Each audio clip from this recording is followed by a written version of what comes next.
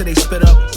I done raised the bar since they said, boy, chin up. Dog to the core, don't sit up. Heist nigga, it's a vice nigga, and I put that on my life. I'ma die before I give up. Yo. What's up, guys? It's the Club Talk Podcast again. This is episode 2 of season 1. I'm Ty Jenkins. I'm your host and my co-host. Yep, I'm Gabrielle Carica. Thank y'all so much for joining us today. This is episode 2 of our 6-part series brought to you by Marcus Graham Project. On this podcast, we talk about all things career and culture with some of the most brilliant minds in marketing and advertising. Absolutely. And today we have some guests, some familiar faces, and it's good to see people who look like us in the industry. I'd like to welcome our guests. Gab, introduce our guest for us. Yes, thank you so much. So with us on the couch today, we have Ellie and Rosi Sanchez. Welcome to the couch, y'all. Thank you so much for being with us today. How y'all feeling? So good. We're so excited to be here. Thank you guys for having us. Yeah, such an honor. Thank you. Yes, so lovely. Awesome. Thank you so much. So before we jump into the conversation with them, we're going to get into our first segment, Different Week, Same Shit. Ty, talk to me. How are you feeling? What's the vibes? I'm feeling good. We already talked a little bit earlier today, and that was just really refreshing to hear about their career and their journey. So we're going to get into that in the podcast. But yeah, I'm just feeling good. You know, I think it's my 3rd week out here in LA from Chicago, so yes. I'm feeling the vibe. You know what I'm saying? The breeze is nice, the weather is cool. So yeah, I'm feeling good. I love it. I'm feeling good too. This week has been pretty busy, working with a lot of stuff. We're hosting our lemonade stand today, which is our networking mixer. Little plug. A little plug. What else we've been working on? Strategy for our client briefs, so all types of stuff. But it's been good this week. I'm feeling great. Oh yeah. How you guys feeling? We're so thrilled to be here. So thrilled to be here. I'm excited to be back. I am an MGP alum. Did the boot camp in 2013. Yes. And so I always talk about MGP, and I'm excited to people, whenever I tell people about it, they want to support. And so I'm so glad that Ellie is here with me. And we're just excited to be here. Thank you guys for the invitation. All the way from Texas, D-Town, Dallas, yeah. I love it. Shout out to Texas. All right, y'all. So let's get into our Streets Talkin' segment. This is our segment where we basically just talk about a cultural moment or something that's got the streets talking. So one of our things, Ty, we got to talk about this big red boot, man. Oh my God, yes. All the over big red boot. I love the big red boot, guys. Okay, when I saw it, I know it's a love or hate, but I love stuff like that. I love when I see things like that. Yes, like exactly. Disruptive stuff, right? Exactly. So yeah, Ty, talk to the people about this big red boot. Yeah, so obviously the brand Mischief has come out with this big red boot, and we've seen it on a whole lot of artists. I think Lil Wayne wore it, Shai Gilgeous-Alexander, he wore it in the NBA tunnel. It's this huge red boot. It almost looks like a Mario boot or something, right? It's from isn't it from that cartoon character? It's Astro Boy. From the Astro Boy, yeah. But it's like this really kind of like, the boot comes all the way up to your leg, and it's a unisex boot, so anybody can wear it. Yes. Personally, I love it. I just love being different. Sometimes I like to be chill, you know what I'm saying?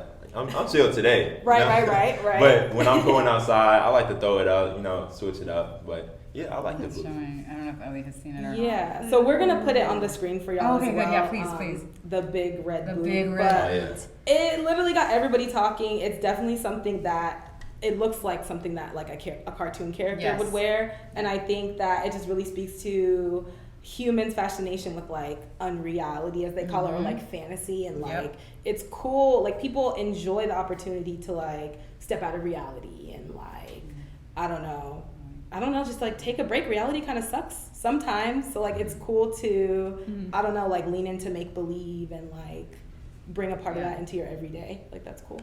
Do you think it's those companies like Mischief or even Balenciaga who are creating kind of these unorthodox pieces of clothing? Do you think it's those companies that's pushing our fashion industry forward? Yeah, I think so. I think that's super forward. I mean, I saw it, and within a matter of within hours, everybody was wearing it, and people were styling it. I went on TikTok, and there were so many influencers styling it in different ways with like their Gucci, their Versace. And at first, I personally don't think I could pull it off, but if you can, that's awesome. But I think it'll be interesting to see how the trickle down effect of you can't do it to that level. Like how can you? Yeah. That's true. So that, to your point, someone else is gonna come out with another type of shoe, another type of like something that probably is wearable on an everyday to the everyday like person that's yes, that's going to influence fashion in some way. For sure. Yeah. For sure. I love it. All right. So that's definitely something that got the people talking. Yeah. Another thing that's been pretty crazy or pretty impactful in these, I guess, marketing streets is Rihanna's Super Bowl performance. Shout out to Bad Gallery. So during her amazing performance, she, like, right in the middle of it, someone passed her, like, this Fenty compact mirror.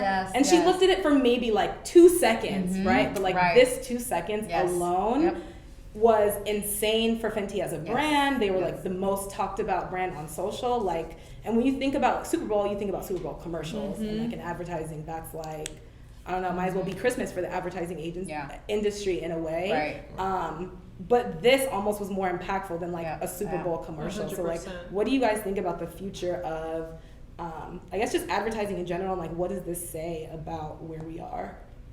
I feel like this kind of relates to something we were talking about in the room earlier, that like people are now trying to maximize every opportunity that they have to market to their clients, to their community, and like that Rihanna had this moment, and like, what are we gonna do with it? We're not just gonna let her sing a song. Like, we're gonna feature the brand, we're gonna feature the bump, we're gonna feature all these things, and like try to make the most of it. And then the red lip that she came out with was one of her, I think that was her first lip that she came out with, was the red lip. Remember when all that buzz when she first launched her brand was that red lip. And so they strategically put the red lip on her, the all red everything, and the coat that she was wearing was an ode to the Vogue fashion guy that passed away. Andre Leon Talley. Yes. It was an ode to her. Like, it was like, so, I don't know, just very like... many different nods. Yes. Yeah. For sure. So they threw it in with her red lip. They threw it in with the compact. And so, I mean, they were on top of that, for sure.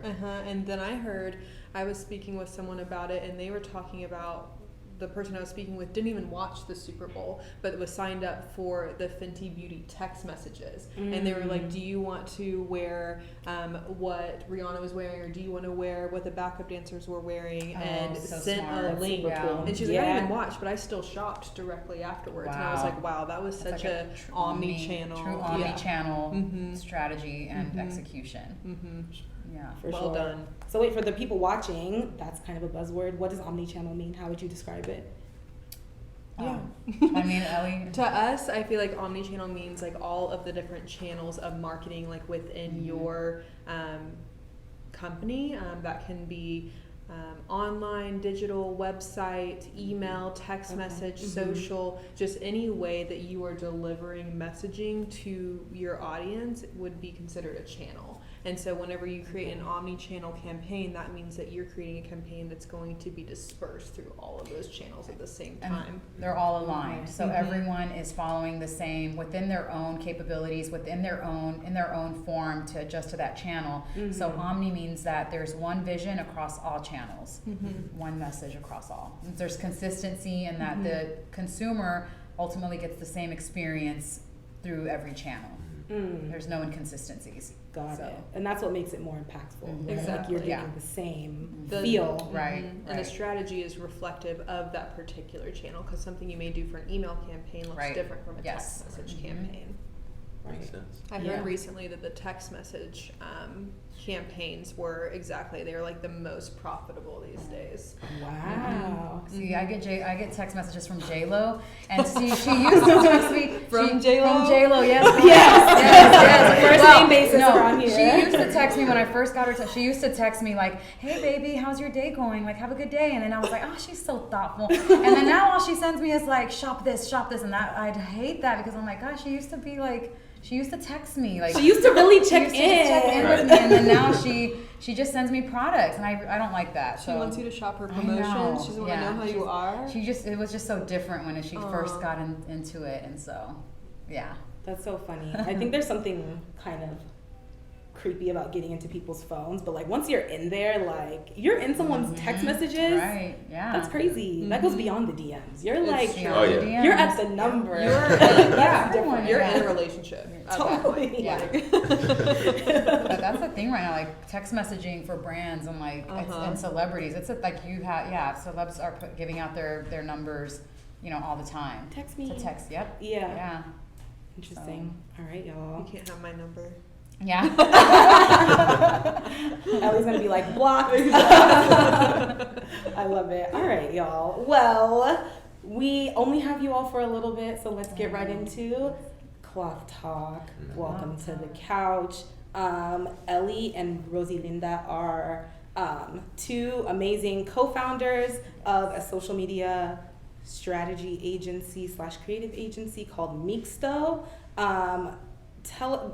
want to know everything, but talk to us about the name first of all. Mixto means blended or mixed in Spanish. Talk to us about what blended mixed means to you. It was when I was working in corporate America. I didn't see people that looked like me. I didn't see anyone that anywhere I went, there just wasn't any diversity. There wasn't any.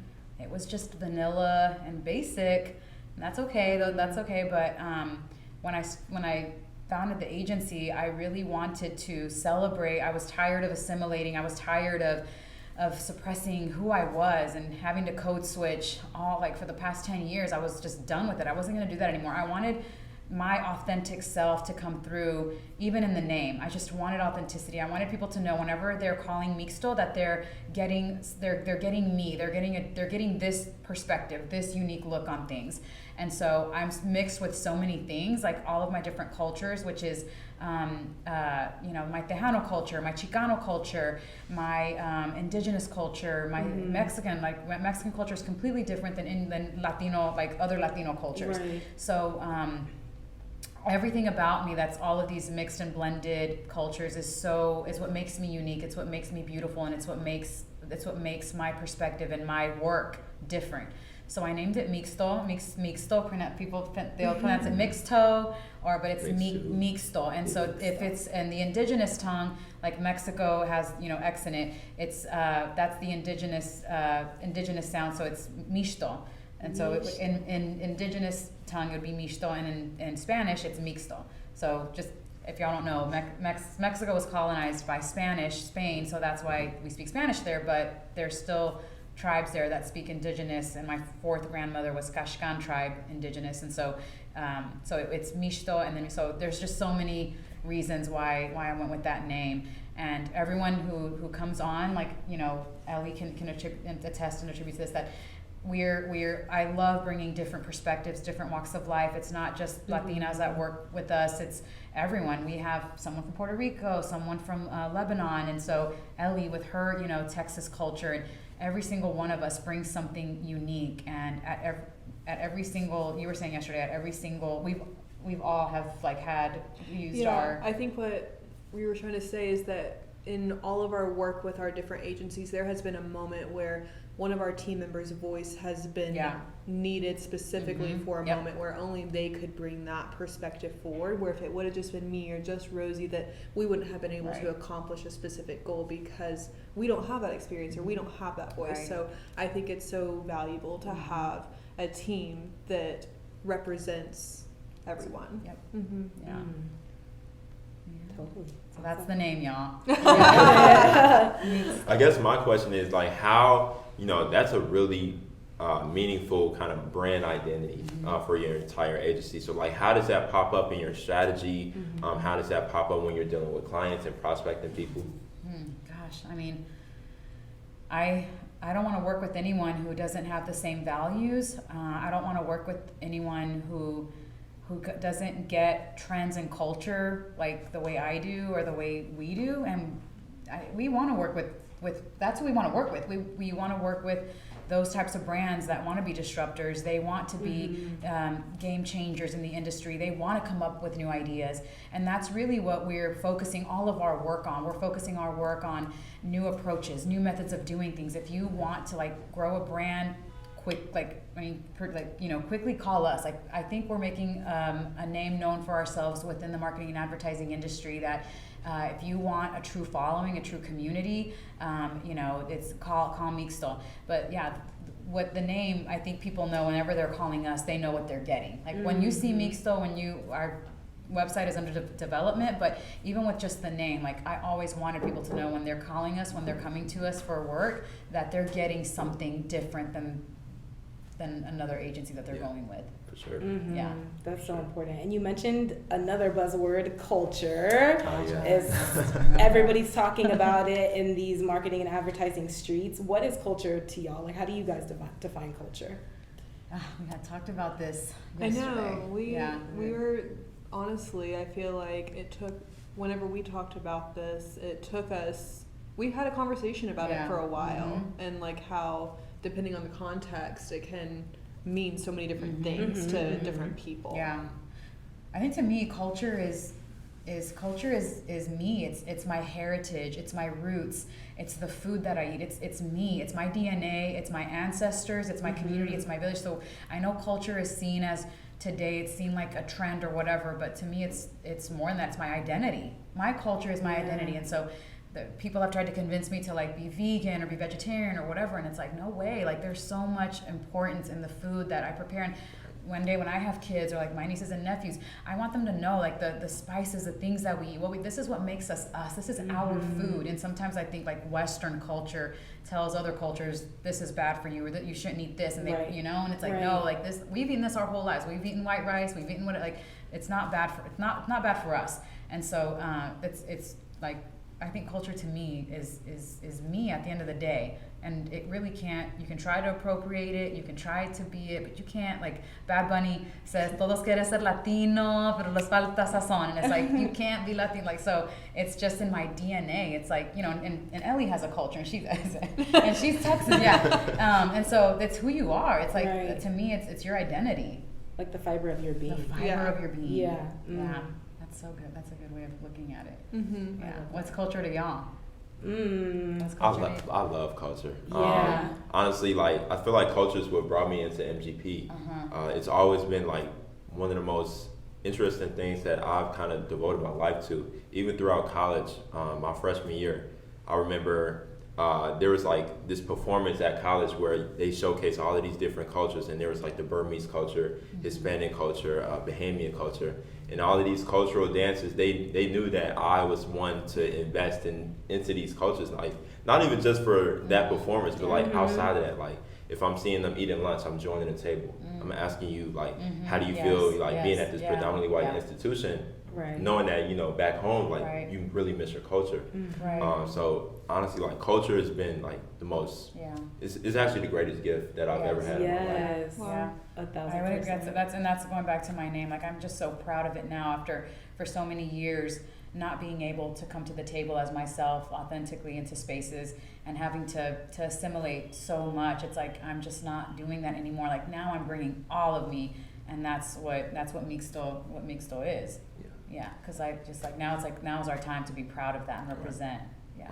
Facts. Yeah. Culture to me is a way of life. I think like it's the way that people live, the way that they think. Within culture is like a lot of unwritten rules. Like it's just like certain things where I'm from you just don't do. And it's like it's not necessarily something that is Googleable necessarily, but it's like we came up this way. And so part of it is like the traditions and the teachings that are passed down. Like this is how we do things. This is how we, and of course you can challenge culture. I think that's important too. Like, okay, just because this is the way that we've always done it, like, do we have to keep doing it that way? Like, is there another way that the culture can evolve to still be us, but like better in a way? So yeah, that's what culture Ellie was is. saying yesterday that I guess at Mixto we define it as like the past, present, and future of like people and happenings. I feel like I feel like a culmination of what all of you said, that like things you've experienced from your upbringing, your family, or people around you back then, and then things that you're experiencing in your present, and then things that we're already thinking about for the next generation are impacting our daily lives. And to me, that's like culture, like the things that impact the way we live. So true. Yeah. Sure. I love that. All right. So talk to us a little more about the work that you all do at Mixto. We heard through the grapevine that y'all do some work with Dwayne Wade and Gabrielle Union Wade. Can you guys talk to us a little bit about that? Ellie leads that account. Yeah, it's her baby. so Literally a baby. Gab and Dwayne have a brand called Proudly. It is a baby care line designed for melanated children, and it launched around this time last year, so it's coming up on a year old, and it's just been beautiful to see a brand develop in a space that did not have something designed specifically for melanated children. And I would say that through this opportunity, I don't know how to say, I'm like coming to a blank. Through this opportunity. Sorry guys. No, I feel like you're leading up to the impact that you all are able to have by, helping this brand that is like uniquely positioned in the baby space and kind of like filling white space. Like that's a big deal. Yes, there's like a weight to it, I guess, is what I was starting to feel whenever I was saying that, was that I feel like whenever you recognize like, oh wow, this is an area that really needs to be cared for and touched and curated, and there's like a weight to that, and like being a part of that and having like responsibility. It's a responsibility, but I also feel like we as the agency and the partners with them, it's like we know the importance and the significance of the responsibility to help grow this brand. It's like it's so important because it will be a Huggies, it will be a Pampers, like it's going to be a Black legacy brand, and so we are like, oh my God, like this is just, and the response is incredible. Like the community is one of the most amazing communities we've ever seen. They're involved, they're responsive, they want to know what's going on, they want to be a part. I mean, to have Black moms, brown moms, and have a product that that's never been created for them, and now they have this, like that's just, I mean, it's amazing that I feel so lucky that we get to work on something like that.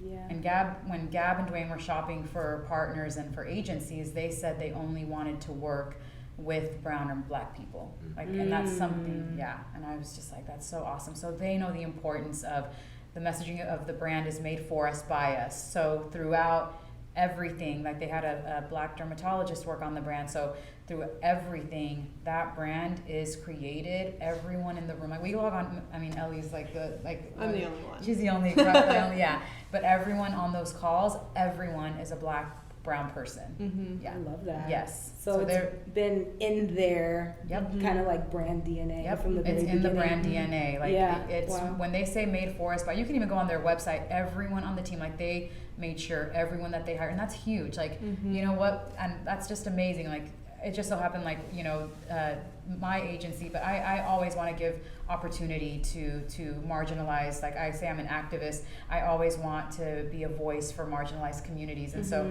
I don't go out and look, like I want to give everyone an opportunity, and that's just, because everyone has, I want to make sure, I don't want to discount anyone, anyone who comes to me, so like let's talk, I want to talk to you.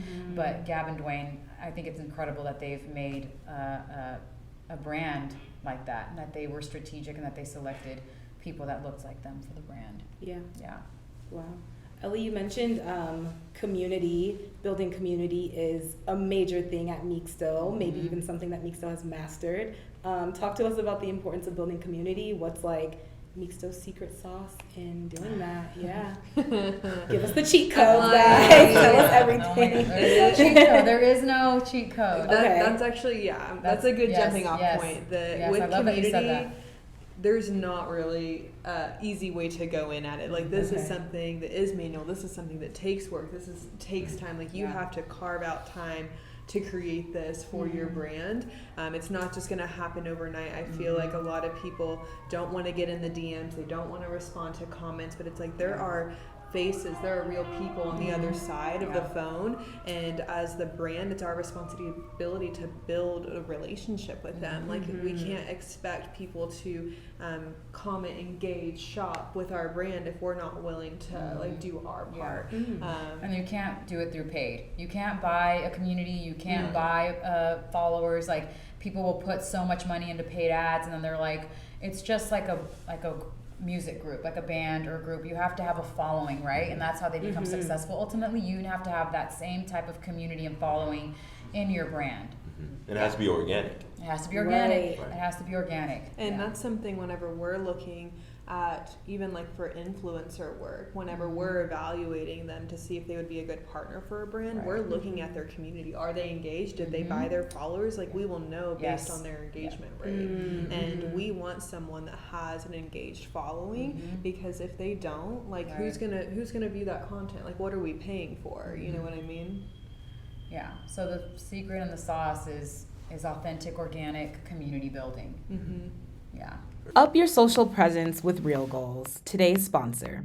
Real Goals provides any creative with the tips and tricks to produce one-of-a-kind clips for IG and TikTok. Reel in your next client and reach your real goals at REELGOALS_. We're in the city of Los Angeles, obviously. You know, everyone out here is trying to build their profile, their Instagram. Everyone wants to go viral nowadays. What do you think it is that exists on like these profiles and personalities of like virality that makes them or got them where they are? Great question. Authenticity. I was gonna say the same Yeah. thing. Oh my gosh. Yeah, authenticity.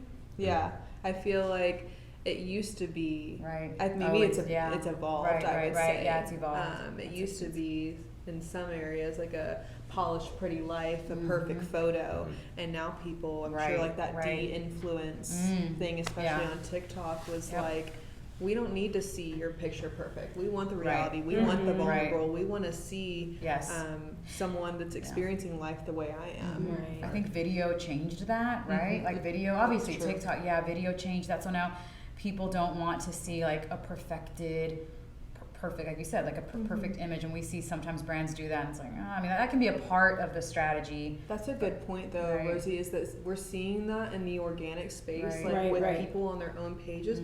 We have to take those learnings and translate them into the brand. Like, how can the brand now do that? Right. They don't want to see that kind of content from the brand either. But it's like this catch-22. It's like, okay, but we're still a brand, and we still have to be professional. Like, So now it's how like do we do that? like the brand, because we consider Instagram your storefront, right? And even if you're an influencer or a person that's trying to grow, like you still have like a presence in like a storefront. But now it's like where like campaign shoots were probably like a bigger deal. Like now we're trying to shoot campaigns that like we're trying to shoot content that's like like how can we make it look organic, like an influencer content, you know? Right. And so like what the perfected, what you were saying, and like the branded stuff, like now that's taken a back seat, and that's secondary in the whole content strategy, and now it's more of like the user stuff, or how can it look as much organic as possible.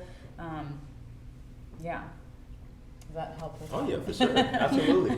I would say like some people say like there's an element of luck that comes with gaining virality. Would you agree or disagree? Well, yeah, I mean the algorithm. Yeah, I would say, I mean, so I can see what you mean by that. I kind of accidentally went viral, but I think the topic was Tell us.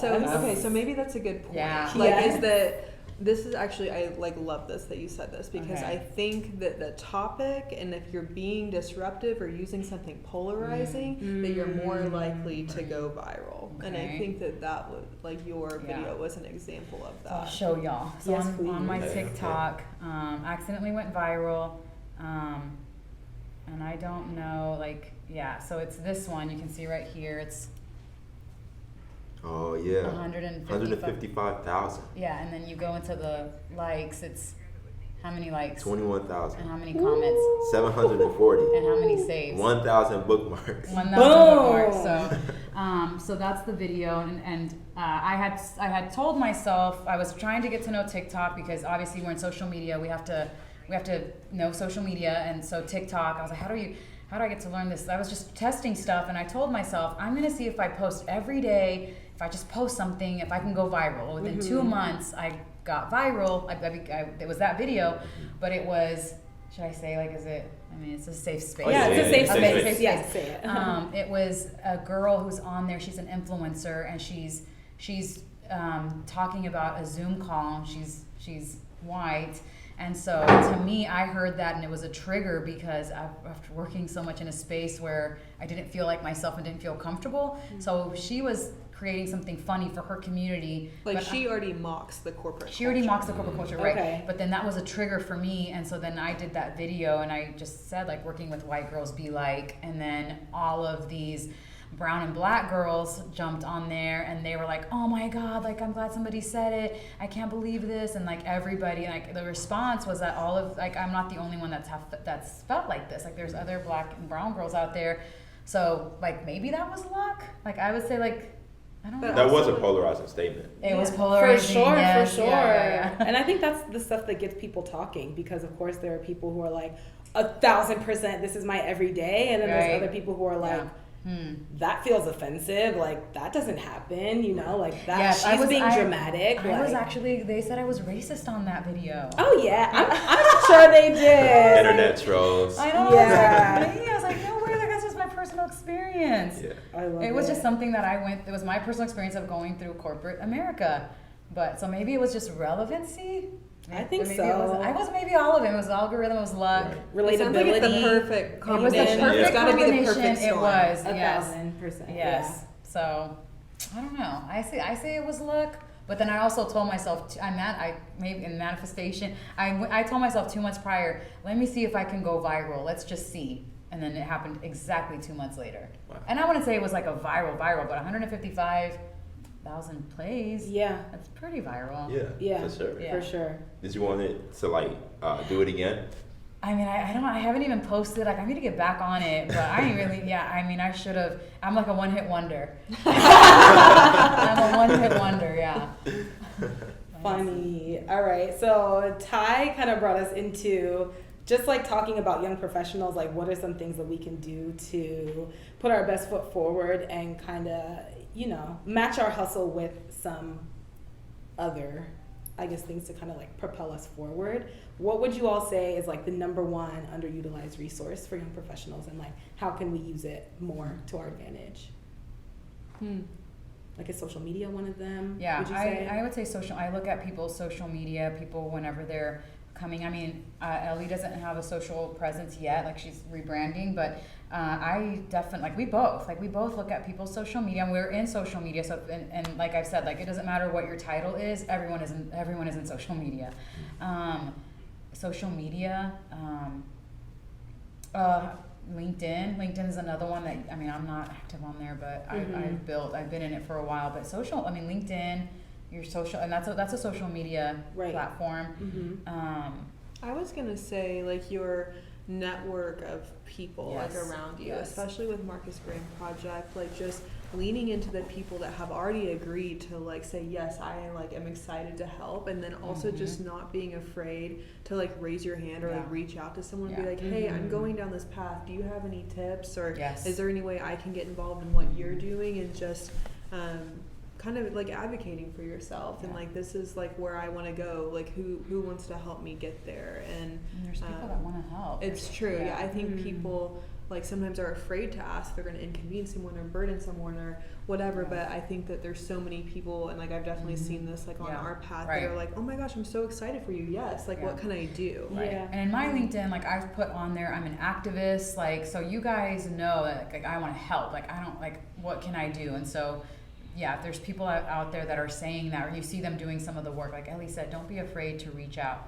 Something throughout my career that I've always, something that like I've been designing and engineering is my round table. So I have like this round table of like people that are on my, like my dream team, people that I go to throughout like all of my years. There's a couple of people that have always been in my round table, kind of like mentors and people that I've connected with. These are people that I check in with every time it's a holiday. I send them a sweet message. I'm always keeping them on my back pocket, but these are people who I make sure in my round table that they don't look like me, that they don't come from the same background as me. I make sure that it's a diverse group of people, because I am a true believer that having those different perspectives and having someone from a totally different way of life, that is value, that is gold, and that is, you can't buy that anywhere. And if you have a really good friend, I'm so grateful that I have Ellie on, with us, and that I'm like, you're going to be better at what you do when you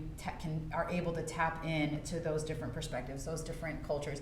So my roundtable has always, it consists of like, when I was in grad school, my professor and dean, David Jacobson, and he's an older Caucasian male, and he's someone that I have his cell phone, and I can hit him up at any time of the day and ask him for questions. Janice Evans, that fossil, amazing black queen who's, she's so amazing. And yes, and so it's just anyone and everyone, and some people are younger, some people are older, but if you guys can start getting your round table together, build a relationship with them, build a genuine connection, ask them to do a Zoom call over coffee, over wine, or whatever, but these people throughout your career, you're going to keep going back to these people, and they're going to help you. So get your round table together, start collecting, and make sure that I challenge y'all to make sure that there are people that they don't look like you, they come from different backgrounds, and see if you can do it. See if you can and keep some people like that on your round table. That's fantastic advice. Y'all writing this down? I love that. I guess that's a really good segue into just kind of like the commonalities that exist between the four of us. Yeah. So obviously, like Marcus Graham Project, our audience knows what that is. They provide opportunities for students of Black and brown color who want to get into the marketing industry. We're active current students. You're a previous student. Yes, you're an alumni. Yes. What is it about the Marcus Graham Project that you feel like enables people to be creative and be their full selves and really take advantage of their potential? When coming into the program, I wasn't confident. I didn't, you don't see people that look like you. I didn't even know that I could have a career in the creative space. And so it really, coming into the Marcus Graham Project, for the first time in my life, I felt like I'm so proud of who I was. And I'm someone that wanted to be white so bad when I was younger, because I thought those were the beauty standards. That's what I wanted to be. And then going into an all-white school, my parents tried to give us the best, and so I was just like, everyone else, majority was white. And so for the first time coming into the Marcus Graham Project, I saw my ethnicity and my culture as value and to be celebrated. And so that was something that Larry and Lincoln and Larry led the boot camp when I did it. Yeah, they were the program directors. And so they really just brought that out of me, the confidence, my creativity, my perspective that I bring to the table. And throughout the entire boot camp, throughout my career, I've been able to tap into my alumni brothers and sisters. I call y'all, now you're my little brother. Family. Family. We're family. They call it the Grammarly, right? The Grammarly. Yeah. And so we are a family. And so I didn't get to go. I was telling them earlier, I didn't get to go to college and be in a sorority. But y'all are like, this has been truly like an experience of that camaraderie, that I found. And so there have been times in my career where Kevin Green, who I'm sure you all know, he's at Cashmere Agency. There have been times like I was in situations and Kevin Green wrote me an email. He's like, this is what you're gonna say, sis. And he wrote out the entire email and then he gave it to me and I copied and pasted it and I threw it in there. And those are things that we as people of color, we have to do those things for each other because this is it, guys. Like, we have to support one another. And I'm like the first person, I don't care, like, if we're gonna lie a little bit on this resume or something. I mean, yes, I know. But I will help my alumni, my MGP people. Like, I don't care. Like, I will help with no matter what. Like, it's just that understanding that we're family and that we know what it takes to be in the space. And it's hard. And I don't want the next generation to go through what I went through and wait to see representation 20 years later. How can we get you guys in there? How can we get you in the door? And a lot of it is like opportunity. A lot of us don't even have opportunity. Mm-hmm. If they just would give us an opportunity, then we can do the job. We can take up the space, right? Totally. But a lot of us just getting our foot in is not there. So yeah, so when I said like we're gonna juice this up a little bit.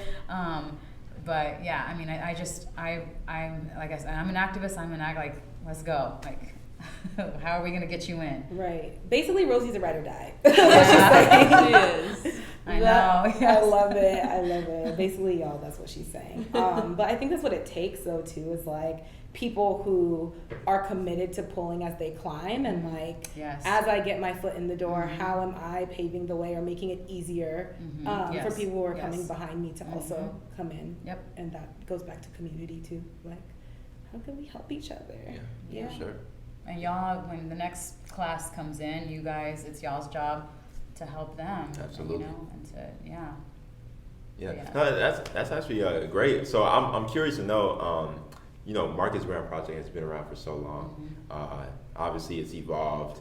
What are the commonalities and kind of things that differentiate Marcus Graham Project from like what you experienced to like what you see now? Were you doing podcasts as well? No. Oh my God. Hell no. Can I say how sorry?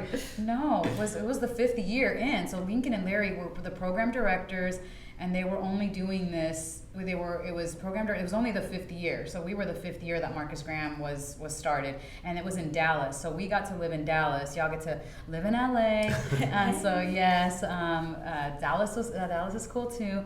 But yeah, we've seen the clients change. So when we were like the clients, the opportunities that you guys have today, it's so different from when we started. And so now it's gone from a local Dallas chapter to now it's you guys are doing a boot camp in LA. Like, I mean, that's huge. And the clients have changed as well. Like when we did it, it was Uber. Uber wasn't even a thing yet. Like it was just a concept. Yes, yeah. One of our clients was Uber. Now you guys get to work with. Being here at Giant Spoon Agency, like we were working out of lofts. Like that was the only space we had. We didn't even have an agency. Actually, we had the marketing arm in downtown Dallas. That's where we were at. But like last year it was Google, Apple. Who else? Like y'all have White and Kennedy now. The NBA is now like a part. Yeah. So I mean, it's so different now, and the talent has changed too. Like whenever we do the interviews and we see you guys on there, I'm just like, man, like these they're getting smarter and smarter, and that's awesome because that just means that the work that the Marcus Graham Project is doing is it's getting out there, and so to see all of the talent that comes in and that you guys know that there's an opportunity in the creative space. I think that's huge too. So it's changed so much, and I'm so proud. And I always want to come back and help. And what can I do? Because I would not be where I am today without Lincoln or Larry.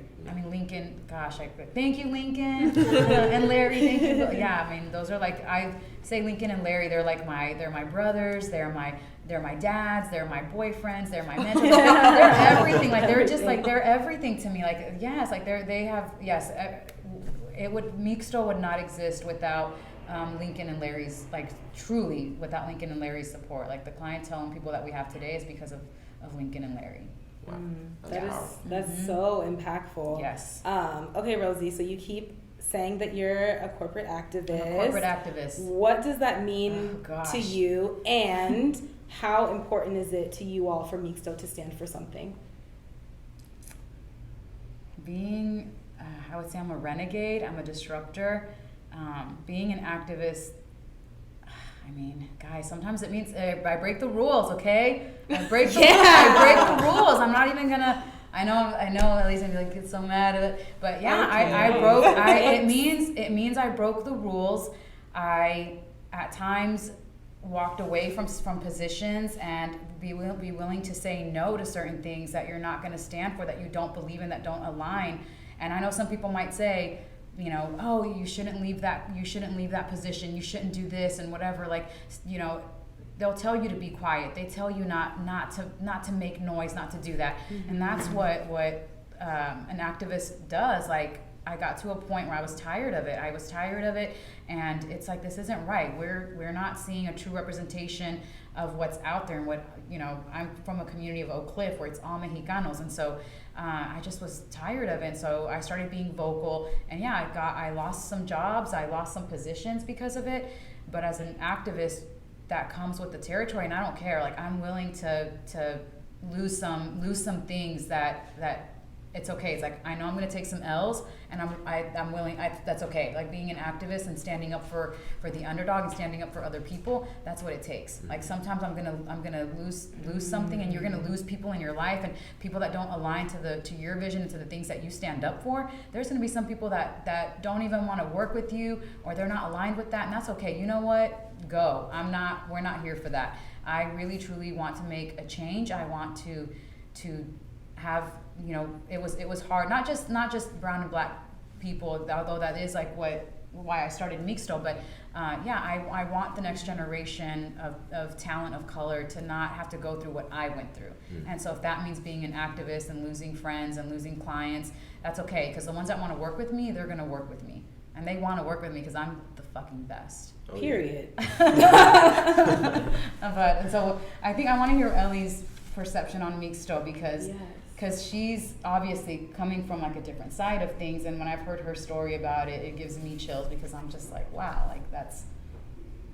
I mean, I think that whenever I think about Rosi being an activist, a lot of people what you were saying was that a lot of organizations are like, fall in line, get in line, go this path, and Rosi is very much about creating a new line and getting in her own space and creating space for others, and that's something that I want to be a part of, especially when I think about the next generation. Like, I have a daughter, you have a niece that's the same age, and we want them to be able to like go into a future together and like not face the things that you've had to face or that I've had to face in different areas. And it's a proven fact, and I learned this at grad school from David Jacobson, who's on my roundtable. Shout out to David Jacobson, who's doing amazing things, and he's someone else who always just continues to support me. It's a proven fact that organizations and brands that are the most diverse are the most profitable. Wow. And it's not all about money. I know it's not, but it is, because I want lots of money. And so it's a proven fact that companies that are not diverse will fail, and companies that have everyone, all perspectives, it's a proven fact that those are the most profitable and the most long-standing companies and organizations. Wow. Yes, David Jacobson quote. I love it. Yeah. So diversity is not just a feel-good thing, but it makes business sense. Yes. You cannot. Yes.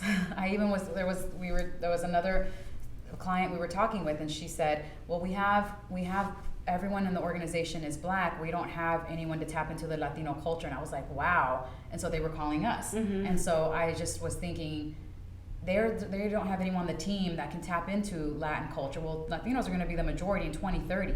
So how is your business getting prepared for that? How is your business, how are you working towards that? Like, there's no stopping that. That's happening. That's happening right now. It's only in a few years, guys. And I feel like that's something we were talking about earlier with culture. Is like, oh wow, that's something that's happening in our culture that's years from now, but we need to prepare now. Because if you start trying to figure it out, then you're already too late. Right. So they were calling us and they're like, well, we have everyone on our team is black. And so that, to me, I was just like, gosh, like, I know that they're trying to create a different culture and they're trying to bring in black people, but like I said, like, it really is being able to tap into and connect with everyone, because advertising and marketing, at the end of the day, it's sales. You're making sales for these brands, and that's something that, you know, we talk with our clients on sales goals and things like that. But yeah, if you just have one segment group that's in your organization, you're missing out on the world. Wow. Ooh, that's a tweetable moment. That's big. I think kind of like what's been the center of this podcast is the understanding that, you know, there's so many big marketing giants who honestly, they have good intentions. They're looking for talent from people of color, but they don't know what avenues to go through to get that talent. What do you think it is that needs to happen, like, for that bridge to be built?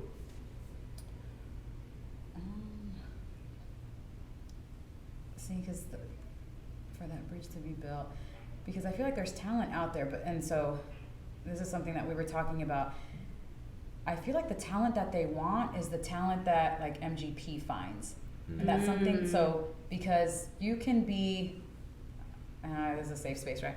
Absolutely. Okay, so you can be Latin and you can be black, but if you're not from the type of culture that the brands want, do you know, like, do you know what I'm saying? Like, I know exactly if what you you're are saying, from, if you were like a Latino elitist, if you come from, like, if you, like, there's a thing in Latin culture where you're an elitist, where you come from money, or you can be black and you don't come from, like, I hate to say the word urban because that's like another buzzword, right? But I come from, like, the hood, like, it's more like the hood, not even urban. Like, they're wanting talent that's, like, connected and tapped into that type of culture, right?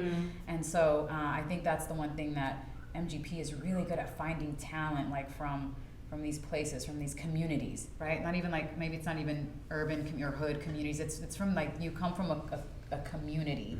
And so that's, like, the one thing that MGP is really good at. But I think the only way that they're going to to really bridge that gap. I think stop looking at people's resumes. Like that's one thing that I'm not going to do at Mixto, and that we don't do that is like, and I don't know if I can share this about you, but you don't have a degree, and that's amazing, you know. Yeah, and that's absolutely. awesome. Yes, that's amazing that she's driving brands, you know, these celebrity back-owned brands, and I think that's awesome. And so I would have missed out if I would have done things like a societal standard that's like, let's look at one's resumes. Like, hell no. I'm like, what's your sign? Like, Right. what's your Yes. energy? Right. What do you bring to the table? What's your gift? What's your talent? Yeah, I Like, would have how do missed you out on Ellie. communicate? And like, I would not be here without Ellie. Like, Ellie's like, God, yes, girl. And so, don't look at people for the, and that's another. So they say like, well, our resumes look different. Like, when I graduated from college, they're gonna be like, well, what were you doing? It's like, I was working a job full time and going to school, because guess what? Like, I didn't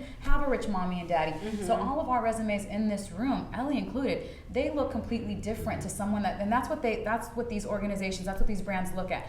How many followers do you have? Well, if you're an influencer that has access to create this beautiful content and have this page, and you're, you know, white, then yeah, you're gonna look good on your Instagram, and you're gonna look good on paper too, right? So I think stop looking at the resumes, like really get to know the person, really talk to the individual. What are their hobby? I'm looking at people like, well, what are you doing? What's your hobby? If you're a digital creator and you're out making content for fun, I'm like, Ellie, let's talk to this person. I don't want to look at someone based off of their paper. And even if you're looking at a resume, that's their past. That's their past. You're looking at someone's past. So I don't care about the past. I'm trying to see how you're creating something for the future. So that's really like, and that's one thing, like we're never going to be the type of organization that looks at people on paper, and that's how, like, let's talk, let's get to know you. What are you passionate about? But I really do think that's just not even going to be, like, as people tend to do things that are not in the societal norm, like not go to college, let me go be an artist, let me go be a creative. I think these organizations are gonna have to do things a little bit different. The world's changed, the pandemic changed that, and working and how you work is different, and our culture at Mixto is totally something that's different, that when you're working over here, I'm just like, I don't expect you to be at a 9 to 6 locked in. Like, what is that? Like, what? What is that? What is that about? What is that about? You know, it's like, people are here to be themselves and to pursue their own journeys and their own paths. And that's how that's gonna bridge the gap. Is stop looking at people based off of their resume and their paper. Like, really get to know what they're passionate about and who they are. Absolutely. I love it. All right, y'all. You heard it here first. People first. Ellie and Rosie, thank y'all so much for joining us on Cloth Talk. Yes. Please remind the people where they can find you all on socials and follow your journey. Gosh, well, I'm Ellie Bice on Instagram, ELLIEBISE. I'm Rosi Linda Sanchez on Instagram, ROSI, no E, ROSILINDA.Sanchez, and our website and stuff is under development, so follow me on LinkedIn, or my Instagram is the best place, and TikTok. Awesome. And TikTok. Tune in for more viral moments. Thank you guys for tuning in for the second episode of Cloud Talk. We'll catch you in the third one. All right. Bye. Bye.